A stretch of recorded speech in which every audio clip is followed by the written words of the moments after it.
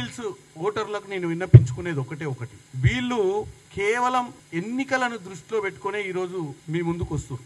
వీళ్ళు గతంలో మీ అందరికి తెలుసు వీళ్ళ మాట ఎట్లా మారుతుందో, అది కేటీ రామారావు గారి మాట. గతంలో ఈ హైదరాబాద్ నగరంలో తెలంగాణ వచ్చిన తర్వాత చంద్రబాబు నాయుడు అంటోడు హైదరాబాద్లోనే ఉండొద్దు, చంద్రబాబు అంటే ఆయనకు హైదరాబాద్ తోటి ఏం సంబంధము, చంద్రబాబు నాయుడిని అరెస్ట్ చేస్తే ఇక్కడ ధర్నాలు పెడతా అన్నా కానీ సెటిలర్లను ధర్నాలు కూడా పెట్టి అన్నటువంటి పరిస్థితి ఆ రోజు. అంటే నియంత పాలన, అంటే ఇక్కడ ఎవ్వడు ఆంధ్ర అనే ఊసే ఎత్తొద్దు, ఆంధ్ర పాలకుల ముచ్చట ఇక్కడ వద్దని చెప్పిన ఆయన ఇలా జూబ్లీ హిల్స్ ఎన్నికలు వచ్చినాయని చెప్పి కొత్త దుకాణం స్టార్ట్ చేసిండు.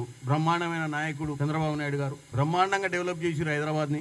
రాజశేఖర్ రెడ్డి గారు కూడా బ్రహ్మాండంగా చేసిరు అని చెప్పి గత పాలకులది ఉమ్మడి రాష్ట్రంలో పాలించినటువంటి నాయకులు, హైదరాబాద్ నగరాన్ని డెవలప్ చేసినటువంటి నాయకుల పేర్లే ఉచ్చరించొద్దనుకున్న వాళ్ళు ఇలా కేవలం ఎన్నికల కోసం, ఓట్ల కోసం, డిపాజిట్ కోసం, అది గెలుపు అనేది చాలా దూరం, డిపాజిట్ కోసం ఇన్ని డ్రామాలు చేయాల్సిన అవసరం లేదు.